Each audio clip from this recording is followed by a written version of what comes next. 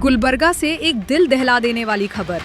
शहर के बीच station area में एक 21 साल के नौजवान का ब्रूटली कत्ल, जहां सर पर पत्थर से हमला और चाकू से वार किया गया। मरने वाले की पहचान महबूब उम्र 21 साल के तौर पर हुई है।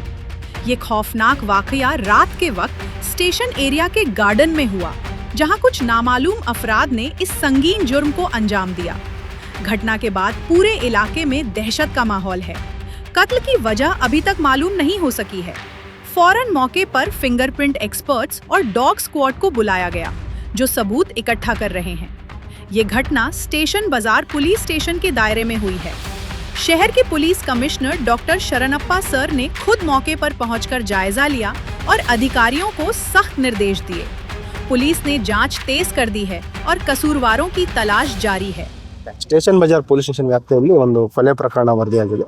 ಅದರಲ್ಲಿ ಮೃತನಾದವನ ಹೆಸರು ಸೈಯದ್ ಮೆಹಬೂಬ್ ಇಸ್ಮಾಯಿಲ್, ಸನ್ ಆಫ್ ಇಸ್ಮಾಯಿಲ್ ಅಂತ. ಸುಮಾರು 21ರಿಂದ 23 ವಯಸ್ಸಿದೆ.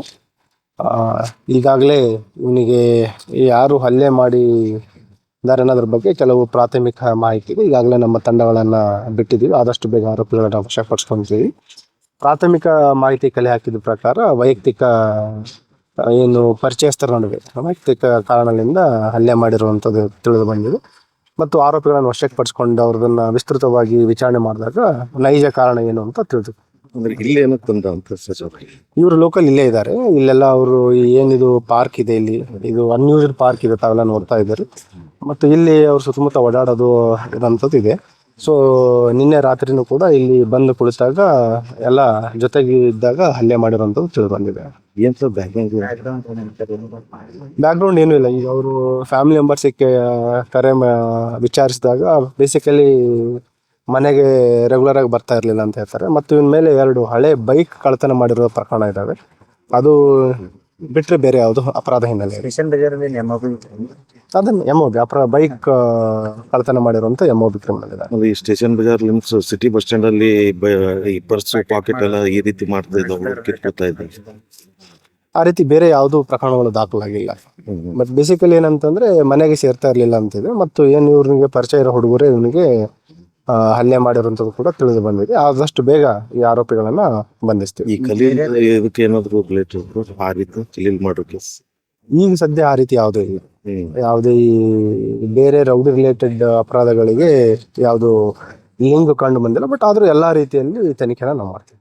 ಏರಿಯಾದಲ್ಲಿ ಕುಡಿದು ಮನೆಗೆ ಹೋಗೋದು, ಇರೋರು ಮನೆಗೆ ಹೋಗೋದು, ಹಂಗೆ ಟಾರ್ಚರ್ ಕೊಡೋದು ಮಾಡ್ತೀವಿ. ಬಟ್ ಅಂಥದ್ದು ಯಾವುದು ದೂರ ಬಂದಿಲ್ಲ. ಒಂದ್ ವೇಳೆ ಈಗ ಯಾರಾದ್ರೂ ಅನ್ಯಾಯಕ್ಕೊಳಗಿದ್ರೆ ಒಳಗಾಗಿದ್ರೆ ಅವರು ಕೂಡ ದೂರ ನೀಡಬಹುದು. ಮತ್ತು ಈಗೇನು ಬೇರೆ ಆರೋಪಿಗಳಿದ್ದಾರೆ ಅವರನ್ನು ಕೂಡ ಅವ್ರದ್ದು ಏನು ಹಿನ್ನೆಲೆ ಇದೆ ಅನ್ನೋ ಅದ್ರ ಬಗ್ಗೆನೂ ಕೂಡ ನಾವು ಡಿಟೇಲ್ ಆಗಿ ಎಂಕ್ವೈರಿ ಮಾಡ್ಲಿಕ್ಕೆ ನಮ್ಮ ಅಧಿಕಾರಿಗಳಿಗೆ ನಾನು ಸೂಚನೆನ ನೀಡ್ತೇನೆ. ನೈಟ್ ಒಬ್ಬನೇ ಇರ್ಬೇಕು ಹೇಗೆ ಅಂತ.